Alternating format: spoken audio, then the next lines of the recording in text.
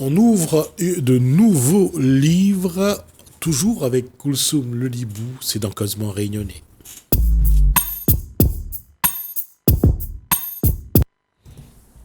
Rebonsoir Koulsoum Lelibou et bonsoir à Lisiane Thomas.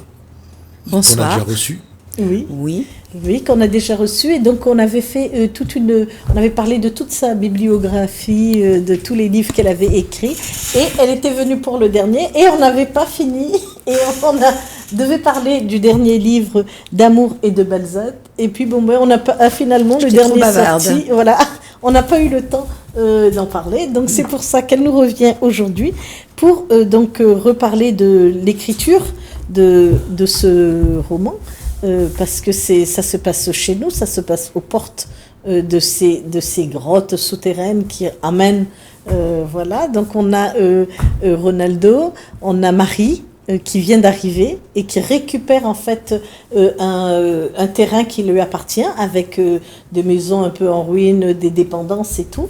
Mais il y a déjà du monde qui sur ce terrain, puisque elle arrive de métropole, mais elle ne connaît pas du tout la Réunion. Elle arrive là, elle récupère ce qui est à elle.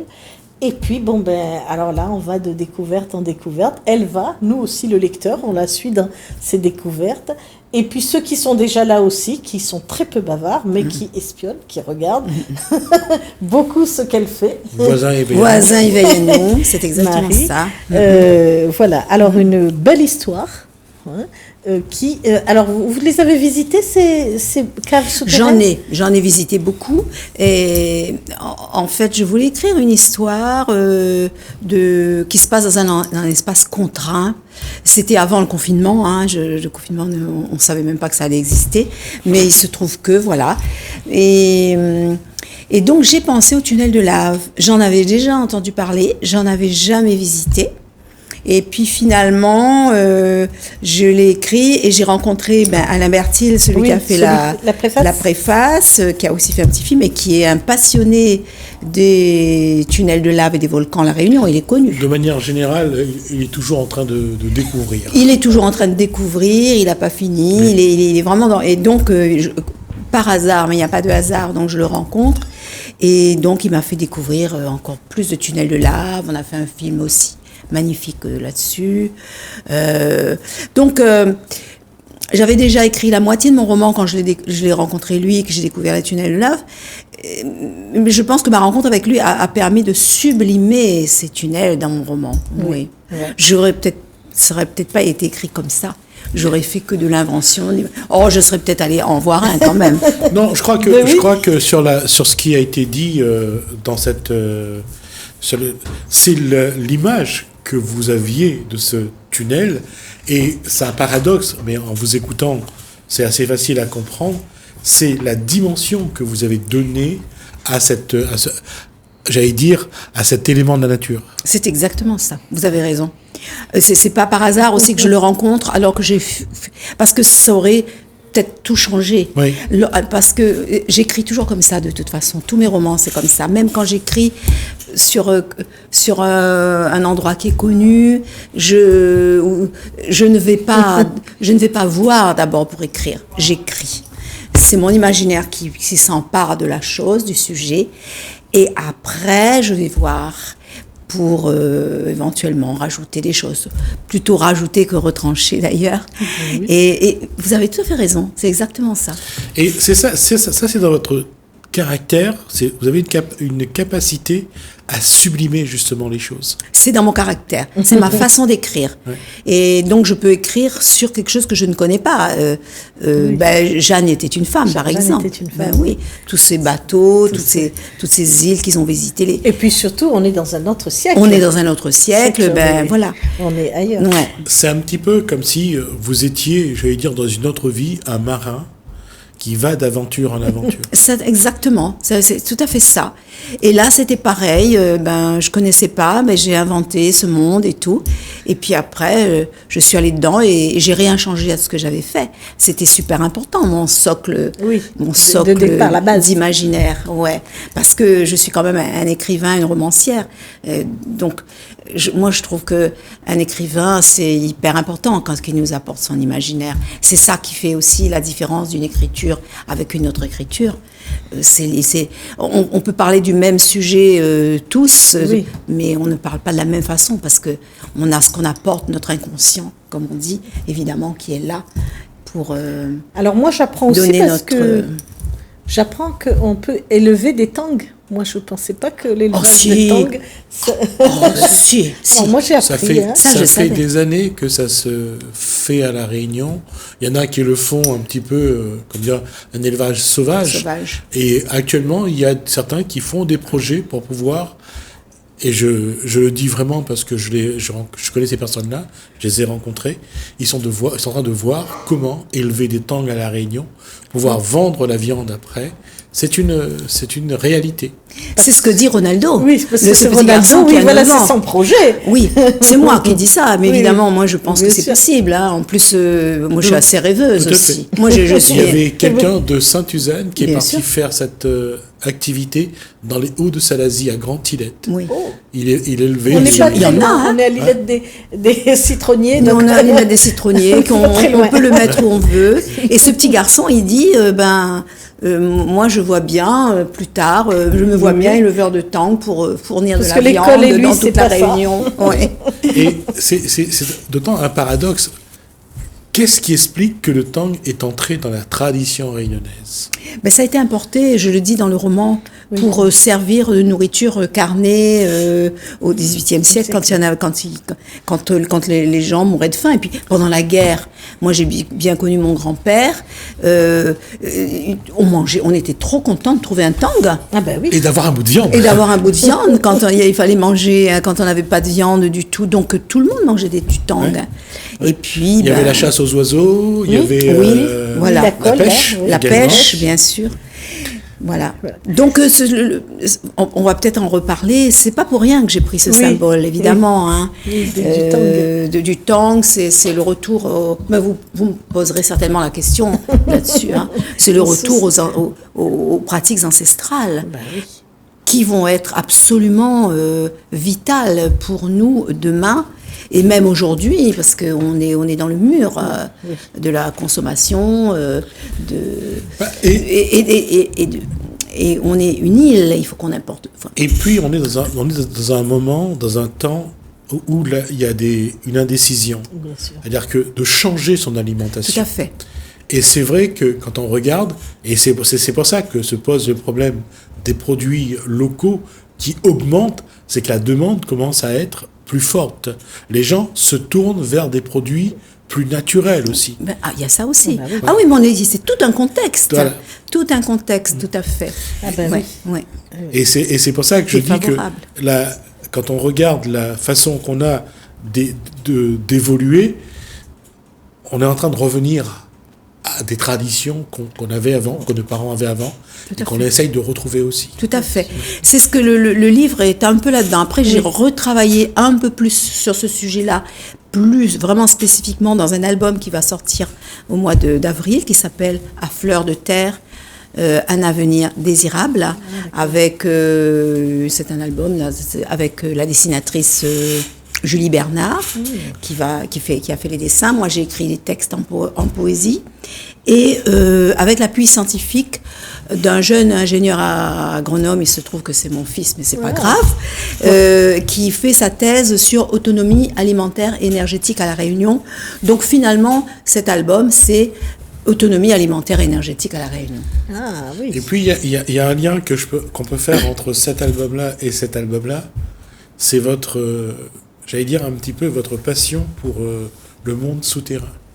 Oui, toujours, il y a toujours du monde souterrain. Parce que le tang vit dans des trous, dans des trous, oui. Et puis le personnage. Alors le personnage. Moi, le monde souterrain, excusez-moi, le monde souterrain, J'ai une grande passion pour le monde souterrain. Dans tous mes romans, on trouve des grottes. On trouve toujours ça. Je ne sais pas pourquoi, c'est comme ça. Vous êtes à la recherche d'un trésor.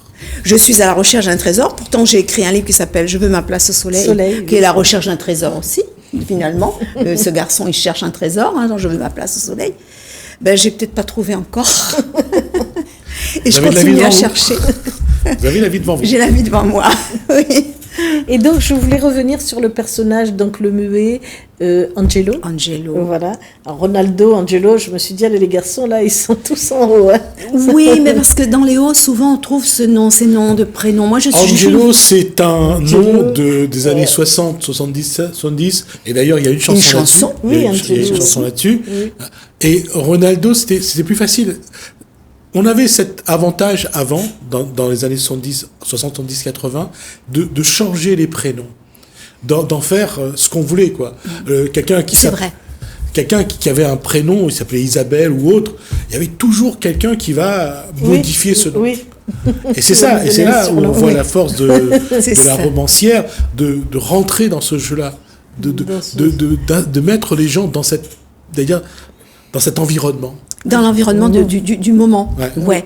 Et puis Ronaldo, c'est parce que on a tellement donné des prénoms comme ça, de stars, de foot, ou de chanteuses. Moi, j'étais prof dans des Sheila, des Dalida, des Luis Mariano. On en avait, des Ronaldo. Donc, je me suis dit, mais ce petit bonhomme, il faut absolument que je lui donne un prénom comme ça. Et après, je lui ai trouvé toute une histoire en écrivant. D'abord, j'ai pensé au prénom. Et vous savez, le romancier, après, ça lui vient, hein, il dit, oh bah tiens, on va lui inventer tout un passé. Angelo, lui, j'ai l'impression vraiment de trouver nos paysans agriculteurs des Hauts, ceux qui parlent très peu. Alors, quand ils parlent, ils disent 2 ou 3 mots, qui regardent beaucoup, qui observent, même en laissant un peu la tête comme ça. Alors ça, j'ai trouvé très imagé. Hein, à chaque fois que vous êtes sur lui. Il est magnifique, ce personnage. On me l'a beaucoup dit. C'est le vrai paysan qui est efficace, qui a les traditions, qui parle pas beaucoup, qui parle pas pour rien dire. Et il y a un élément que vous mettez en avant, elle l'a dit, c'est quand il baisse sa tête, c'est toujours la marque de respect. Oui, devant la femme, tout à fait, il baisse sa tête. Oui, ça. Donc moi, j'ai connu tout ça parce que je suis avironnaise. J'ai vécu dans la campagne, mon papa était paysan. Et pourquoi ils avaient toujours leur petit chapeau? Le chapeau. Parce que il y avait toujours ce salut, le marque de respect. Oui, tout à fait. Ce geste. Et puis, il se sent bien dans cet environnement. Il fait même partie de cet environnement, de son potager, de son petit feu créole, de sa cuisine. Mais je donne des descriptions où je dis vraiment, quand elle le regarde, parfois, elle se dit, mais il fait partie de la terre, c'est une mode de terre.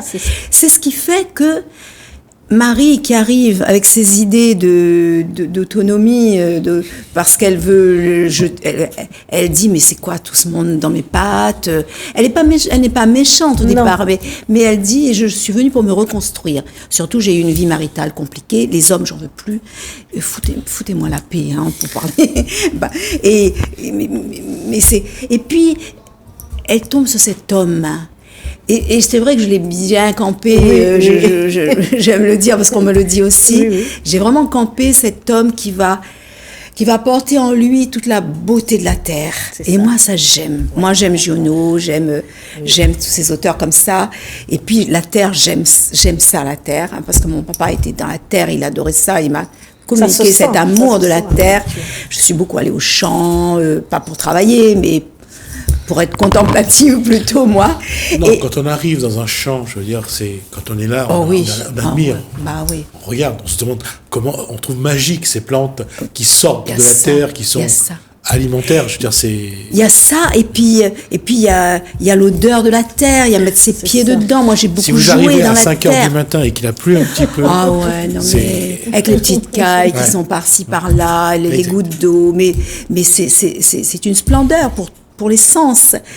Et Marie, qui revient de métropole, donc avec toute sa colère, toutes ses peurs, elle a beaucoup de peur en elle, hein, beaucoup de frustration et tout, elle se rend compte qu'elle a besoin de l'image que cet homme renvoie, de sa terre, Vous avez- pour qu'elle aime sa terre.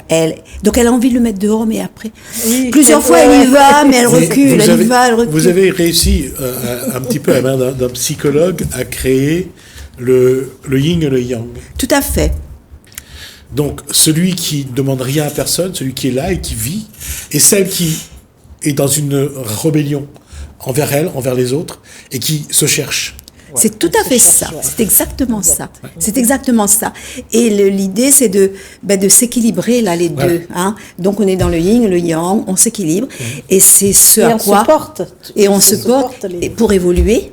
Et c'est ce à quoi on doit tous arriver finalement. Oui, finalement. Mais c'est vraiment bien écrit, c'est vraiment bien préparé.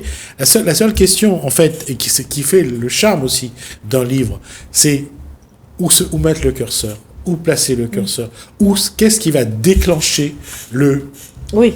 Oui, voilà.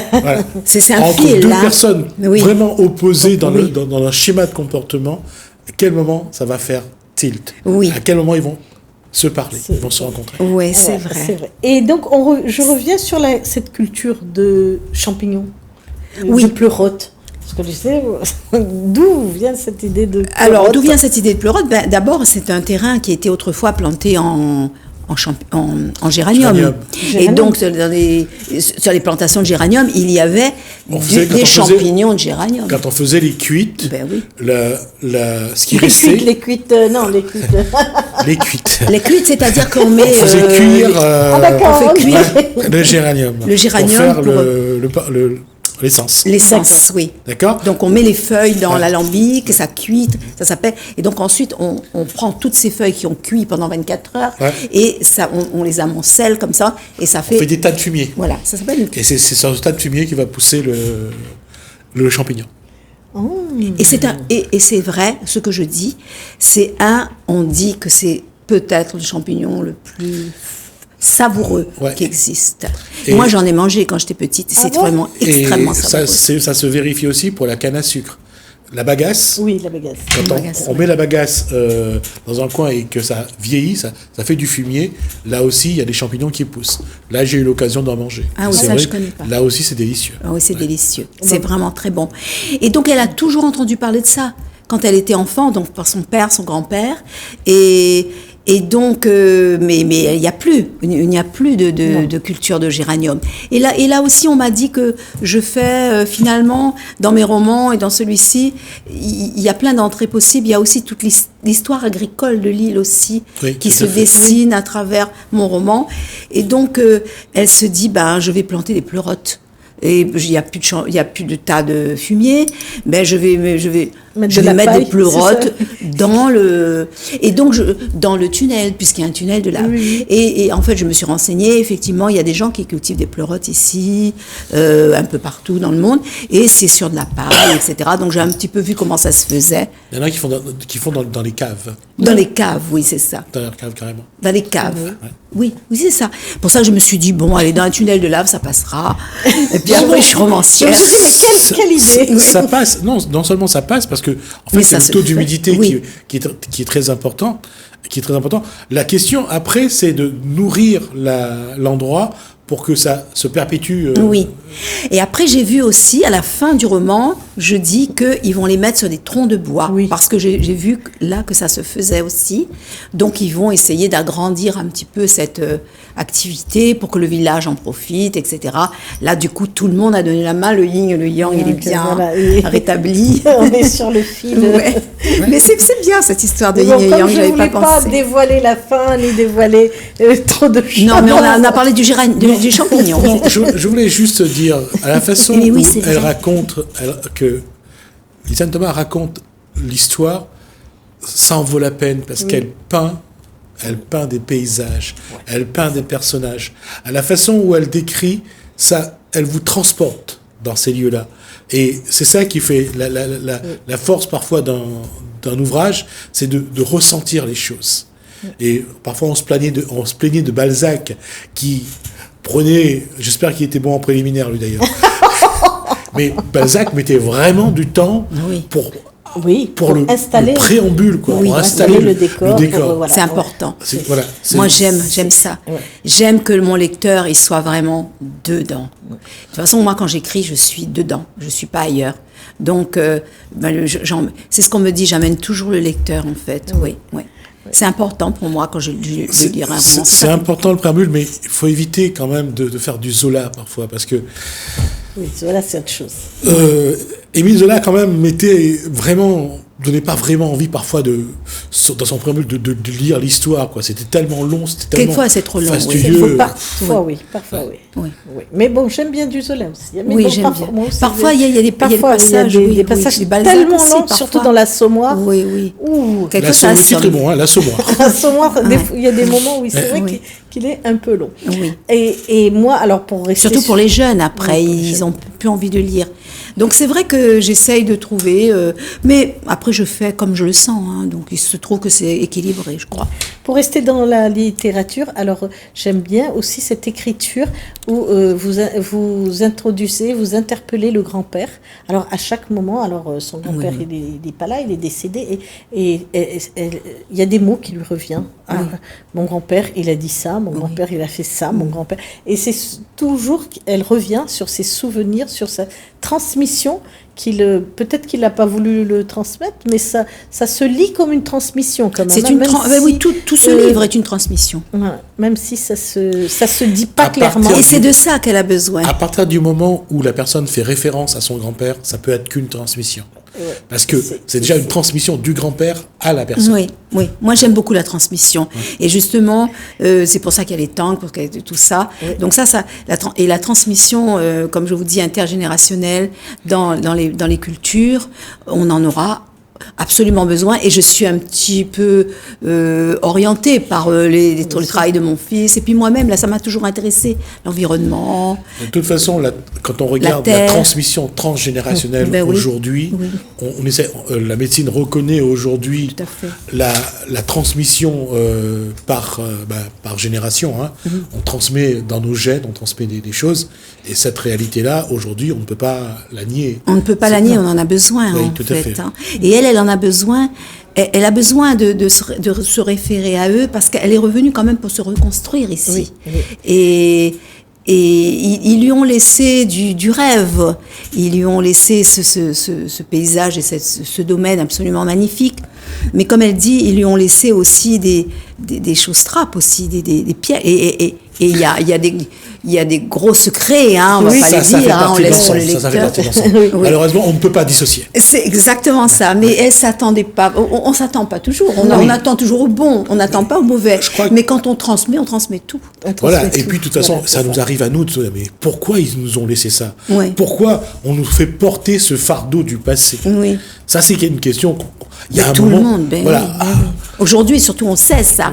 Sauf que il faut qu'on remercie, parce qu'avec le fardeau qui est un peu ombre, il y a aussi tout le sac de lumière qu'on nous donne, les qualités, l'intelligence, les beaux yeux, les beaux cheveux. On est bien content. Et puis, exactement comme disait Liliane Thomas, je veux dire, à un moment donné, de toute façon, on ne peut pas vous donner que du bon. Il faut aller chercher aussi dans ce qui fait souffrir, ce qui nous éprouve, parce qu'on a besoin de ça. C'est un petit peu comme l'histoire de ce papillon qui naît et qu'on regarde sortir de sa chrysalide. Est-ce qu'il faut l'aider ou pas ? Toute la question est là. Et on a envie d'aller aider le papillon pour sortir de sa chrysalide. Mais si on le fait, qu'est-ce qu'on fait comme bêtise ? On peut lui casser un bout d'aile. Non, même pas. C'est que il a besoin de passer par là. Il a besoin de passer par là pour renforcer ses ailes. C'est son étape. Voilà, c'est son étape. Et c'est pour ça que je disais que ces épreuves-là sont nos étapes à nous. Sont nécessaires, il faut te remercier pour tout. D'ailleurs, c'est pour ça que ce roman, c'est une évolution vers l'amour, en fait. Vers l'amour universel. Comme le titre le dit. Voilà, on part de l'ombre. Voilà, on part du basalte qui peut être froid, dur, qui enserre, qui est étroit. Et il faut... avec de l'amour, et en se délestant de ses peurs. Surtout. Oui, parce que quand elle prend le sécateur, il y a des images fortes quand même. Au début, quand elle commence à couper, on sent que là, ça y est, elle s'implique, elle s'attache. Voilà, c'est ça. Je vais vous interrompre parce qu'on a déjà dépassé de 4 minutes le temps que nous a imparti. Donc, merci Lisiane, Thomas. En tout cas, ça montre à quel point c'était vraiment intéressant. Et j'espère qu'on aura le plaisir de vous revoir. Oui, pour les autres qui vont sortir. Celui qui va plateau. sortir en avril, avec plaisir. Merci, Kousou Melibou, C'est moi qui vous pour ce remercie. moment. Merci à vous de nous avoir suivis. Merci Alain, merci François. Je vous dis à bientôt.